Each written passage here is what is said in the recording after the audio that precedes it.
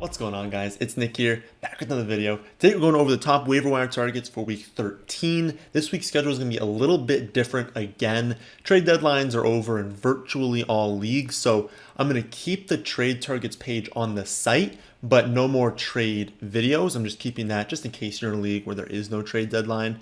I want to keep the start sits for running back and wide receiver on Friday and Saturday just because more news will be out then and the rankings will be better. So I just think it's more beneficial to you guys if the rankings and the takes are sharper. So we'll do it later in the week. So there'll be no video on Tuesday, and then I'm going to post on Wednesday like a start sit / injury update video. That start sit's going to be for everyone in the Thursday game, so you guys can get takes there. And then just like injury situations we're watching, obviously we won't know everything on Wednesday, but just things that like you should be, keeping an eye on. So no video Tuesday, then no video Thursday. For those days, I'm going to be posting more TikTok content, and I'm going to start off by doing like the risers and fallers over there. So if you really like the risers and fallers video, I'll be posting different videos on TikTok, so make sure you're following me over there. That's where you can view that content for free as always. So again, Monday afternoons are going to be waiver wire on YouTube. Tuesdays are TikTok videos. Wednesday is that start sit for the Thursday games and the injury situations for the week. More TikTok on Thursday, and then Friday running back start sits. Saturdays will be wide receiver start sets. I think that's going to be the game plan for the rest of the season, but hey, if I feel like changing it next week, I will. So we will get into the top waiver ads in a second, but first, of course, have to start things off as usual at the start of the day. Last week's last stat was what skill player scored the most half PPR points on Thanksgiving? The answer is Josh Jacobs. So the second year in a row where the running back going against the Dallas Cowboys has been the top scorer. At Grant Julius was the first to get that right on Twitter, and Liam O. Mahoney was the first to get that right on YouTube. Taste that. Last week, what quarterback scored the most fantasy points with one or fewer total touchdowns? All right, so the top ads at quarterback this week. Again, the top 10 is like pretty much always locked in, so your ads are only ads. I would never be really putting in claims for quarterbacks. They're typically not worth putting a claim in for, not really worth spending more than like 1 to 2% of fabs. If there's a quarterback you like, you think is going to do well that week, it's worth putting 1 to 2% of your fab just to try and get that win. But in general, that's the most we're doing. And this week, I don't think anyone stands out above the rest, so I would just put in a $0 claim or $0 fab, no claim, just add. In order, Derek Carr, Tua, Wentz, and Heineke. Carr is home against the football team. That's a nice matchup. It's unlikely they're able to really, dominate on the ground. Carr's going to have to throw it. He's been really good this season. Not too many dud games. He's been really solid. Maybe hasn't been elite in fantasy, but as a quarterback, he's been pretty good, and that's probably a game that's going to be one of the higher totals. I haven't seen the totals yet for the week, but I would imagine that's one of the higher total games. Tua, home versus the Giants. That one's kind of self-explanatory. He's also been really good recently. The Giants aren't some phenomenal defense, and the Dolphins are willing to definitely throw the ball more than your average team. Wentz at the Texans. That one definitely doesn't need too much to go over. It's the Texans, and then Heineke at the Raiders in that same game as Carr. As of right now, that's my order. Obviously, like you guys are watching this, likely at least, before the Monday night game, and so maybe this order changes with Heineke. Does Heineke play really well, or does he play really poorly and isn't even on this list anymore? But I think this is kind of the preliminary ranking of this list. Obviously, we'll see what happens when my rankings come out Wednesday night, Thursday morning, but this is how I have it right now. Again, Carr, very few real dud games. He's been pretty consistent. He's been better than most people think. Of course, he had this downstretch post-Ruggs, but I think with just Deshaun Jackson, performing better, getting more of the game plan now, he's kind of taking over that deep threat role, and that's helping Carr get back on track. But then you've got Waller, right? Is Waller going to miss some time? So that kind of plays into as well, and that's why I always say go with what the rankings say when they come out Wednesday, they come out Thursday, they get updated Friday, Saturday, Sunday, because those are going to have the most updated takes. If Waller misses, well, that's obviously going to decrease projection on Carr. Again, Tua, he's been really, really good. He's completed 80% or more of his passes back-to-back weeks while throwing the ball at least 30 times in each game. That's really good. And last week was against the Panthers. They have a really strong defense. Hopefully Fuller can come back soon, really unlock that ceiling for Tua, but he's been really, really good recently.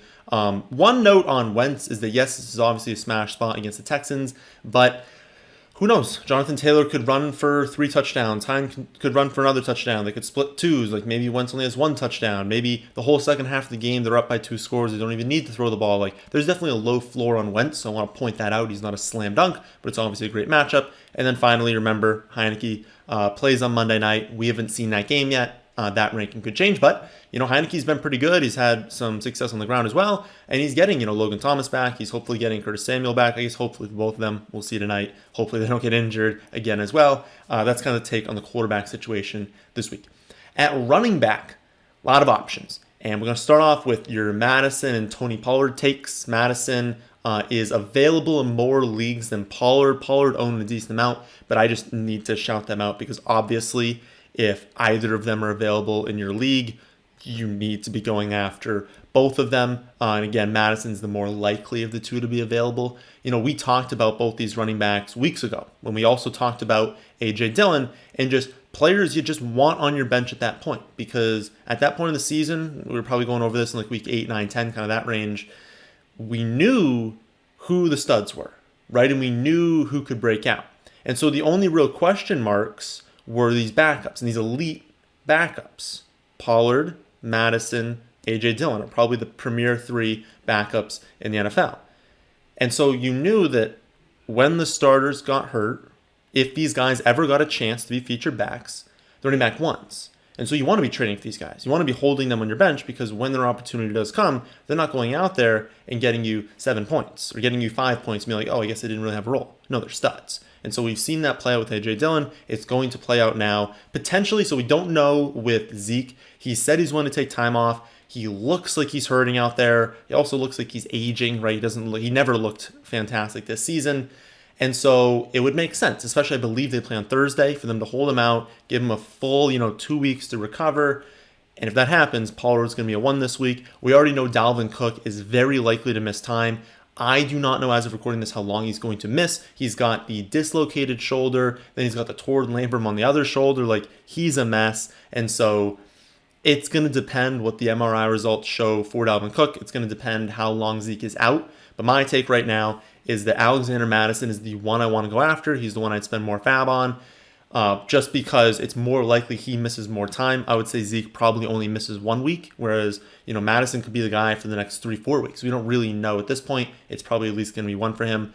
But again, these 2 are studs. You're putting your number 1 claim in for them. You're basically putting, if one of them's available, all of your fab, whatever you have left, you're putting on them. Because if I told you, you could have a running back 1 for 2 weeks, that's worth like 100% of your fab at this point of the season, because those 2 weeks could be what pushes you into the playoffs. So you're just spending all your fab on these guys if they're available. If they are not available, top option I see is Boston Scott.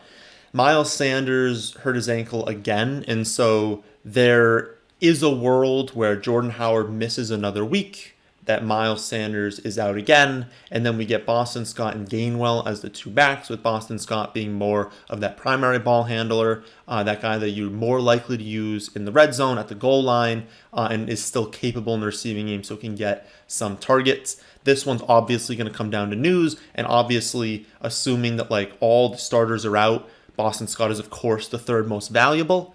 But just because that chance is there and because he's likely available in over 80% of leagues, he'd be the guy I'd go after these 2.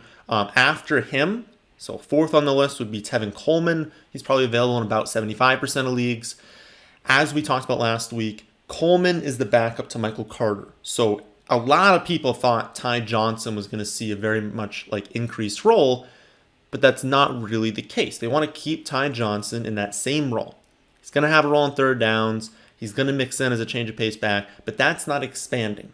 Michael Carter's backup is Tevin Coleman. We saw that play out. He got more carries. They got the same amount of targets because another thing we talked about depends who the quarterback is, right? If you've got Joe Flacco, you've got White as the quarterbacks, these running backs are more valuable because they get all these targets. As soon as we transition into Zach Wilson, he's bad. First of all, he's not a good quarterback. And then second of all, he doesn't throw to the running backs. And so a huge negative to the running backs and every skill player really when he's out there, even against a team like the Texans. Like, had Joe Flacco had White been the quarterback against the Texans, we could have seen some really, really nice scores in fantasy from this team. But Wilson's the quarterback right now, and so that's something we need to take into account. He is fourth on the list because of all these factors. After Coleman, we've got Chuba Hubbard. But these next three, Chuba Hubbard, Donta Foreman, and Hilliard, are really all secondary ads, guys you don't need to go after because they're on bye. So they have these opportunities because of injuries, but if you're going out and getting Chuba Hubbard, you got to realize that like McCaffrey might have time to recover. So if you didn't know McCaffrey hurts his ankle, we don't know how long he's going to miss, but like they're on bye this week. So you're adding a guy who might not even play. It's thin. It's honestly thin. If you are a higher end team or you're a team that's got a ton of bench options, you can afford to place these guys on the bench, really not think about it. You've just got scrubs you can throw in and out. Sure. It's worth the upside grabbing a running back who could be a number one when they return in week 14. But for week 13, you're not going to get Hubbard, you're not going to get Foreman, you're not going to get Hilliard. So Hubbard would be one because I think he'd be the most valuable if he got that role. Then Foreman, just because he's more likely to get early down work, more likely to get goal line. Hilliard had the better game technically this last week, but most of that came on one play.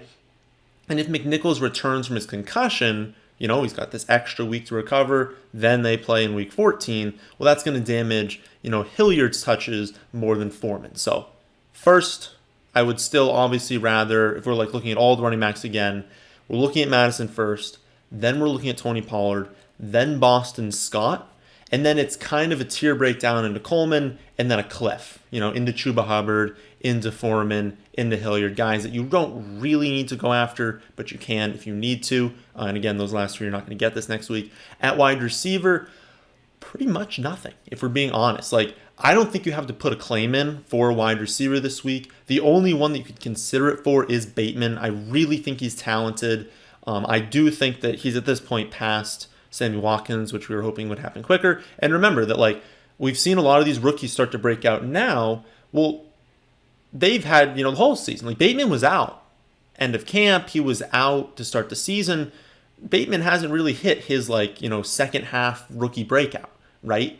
But he's very clearly talented. He's someone who's going to break out down the line. And so we could see, pushing the end of the season, him performing much, much better. But again, I don't think you need to put a claim in for him because he's still a wide receiver. It's a very replaceable position in fantasy. He's unlikely to be someone you're like, oh, this is my wide receiver one in championship team, right? Unless you're in like a 16-team league. He's probably not more than your 3, probably your wide receiver 3. That's probably his ceiling this season, but I still think he's talented. Still think he should be owned in most leagues, and he's not yet. If we're looking at deeper formats, so you're someone in a 12, 14, 16-team league, you need a wide receiver ad. I'm looking at Kendrick Bourne and Van Jefferson as decent ads in deeper formats. Bourne honestly looks like really good. He looks like the player that we thought he was going to be when he signed with the Patriots, and then we see, the first half of the season, he's not really used how we thought he would be. He's finally getting these touches. Now, he is not like an elite route runner. He's not an elite wide receiver. He's not an alpha. He's not going out there dominating routes and getting targets. He needs manufactured looks. But it finally looks like the Patriots are willing to do that, right? Which is weird. They weren't before because, they paid him so much money. But they're finally willing to give him these manufactured looks. Give him these quick screens. Give him these end arounds. And then, this is the important part, feature him in the red zone. So Shanahan loved Kendrick Bourne, and he talked he just raved about how good he was in the red zone, just getting open, finding space. And that was something we were kind of looking at this season, being like, is that what Bill's going to do? Is he going to have him as a featured red zone weapon? Didn't happen to start the season, happening more now. And so could we see to close the season, he gets a very consistent 4, 5, 6 targets a game, which are going to come at a very high catch rate because they're happening, on screen passes, on designed looks to get him the ball. These aren't just these aren't low efficiency targets. He'll be very efficient with the targets he gets, and then using the red zone, that's someone you can use in a competitive 12-team league or 14 or 16-team league. So I definitely like him. And then Van Jefferson, own it a little under half the leagues. Odell's obviously the 2, but if you're in a deeper format, that doesn't mean Van Jefferson can't get 4 or 5 looks a week, have that downfield role, kind of be like a discount MVS almost, like MVS getting more work, but Van Jefferson, being available more than MVS is. MVS probably at this point in the deeper format is owned in all leagues. So a similar play. He's getting those looks downfield. When he hits, he can have another game where he's got like 100 and a score. We saw last week. I don't know if he hit 100 yards, but he had like a really nice game because of that deep look. I think you're looking at those guys. But that's really it. It's Bateman, Bourne, and Jefferson are kind of the only three I'm looking at, with Bourne and Jefferson only being in deeper formats. Not many breakouts this week for wide receivers. At tight end, not a lot to say here as usual. You guys know who the top 12 are. There have been no secrets as far as that's concerned for like 2 months, right? The most likely of the top 12 to be available are Knox and Fairmouth. I would be surprised if you're playing a league where both those guys are available, but if they are, obviously add them, right? In that order too, Knox and Fairmouth. Knox is like a top 6 or 6 tight end. If we're looking at low round options, again in deeper formats, Coleman and Jack Doyle are probably the top ads this week. Coleman had a dud 2 weeks ago, so not this last week, he did pretty well, but a few weeks ago he had the dud. But he's had really nice target counts over the last 6 weeks: 5, 6, 6, 8, 2 dud, and then 11. So he's being involved in the offense. Obviously, like, this isn't a fluke either, right? You look at their offense, you've got Allen Robinson hurt, but you've got a very condensed offense, right? Mooney and Montgomery are like the only two players really of talent behind Cole Kmet when Robinson is out. And even when Robinson comes back, like, they don't have much talent. So it makes sense that Kmet, who's also talented in his own right, is getting looks, right? Because they have to throw, because also they're down, right? They're not going to win that many games, so they're going to be trailing. I think he's a good ad in 14, 16 team leagues. And then Doyle, he's been getting more work recently. Target counts of 5, 5, and 7 over the last 3 weeks. He's got 3 touchdowns in his last 5 games. Everyone has a floor of 0, and that's even more so the case with these tight ends, right? Don't be surprised if after watching this video, you're like, ooh, like, Doyle's getting looks now. I'll play in my 14-team league, and he goes out there and he doesn't even get a target, right? Tight ends have a very low floor, and especially ones who are not ranked the rest of the season inside the top 15. I don't even think these guys are top 15. But in a deeper league, these are guys who can get, 5, 6 targets, catch 4 or 5 of them, score a touchdown, have a really nice game, and they're probably on free agency. Last but not least, we've got the defense streaming option this week. A few good options this week. Your top one is, again, Miami. So if you added Miami last week, I'd just hold on to them. They're at home against the Giants. That's a really good matchup. Miami wasn't good to start the year, but they're a very well coached team, and they have a good defensive scheme. So even if they don't have, household names on defense, they're a good overall system defense, and they're going to perform well in the close of the season. I really think they're going to be a matchup that we're like avoiding at this point for like opposing fantasy players, because I think to close the season they're going to be a strong defense, and it's going to help if their offense can perform better, right? And we think they can, right? With Tua getting healthy, hopefully, like I keep saying, hopefully Fuller coming back at some point, the offense can get up and force opponents into more passive game scripts than they were to start the season, because they were losing every game to start the season. It's going to help the defense, right? So I think they're going to be strong defense, probably one you want to hold on to for the rest of the season. Depends on the matchup. So I think this week the matchup is really good again. Second on the list would be the Colts. If you can't get the Dolphins, I grab the Colts. They're at the Texans.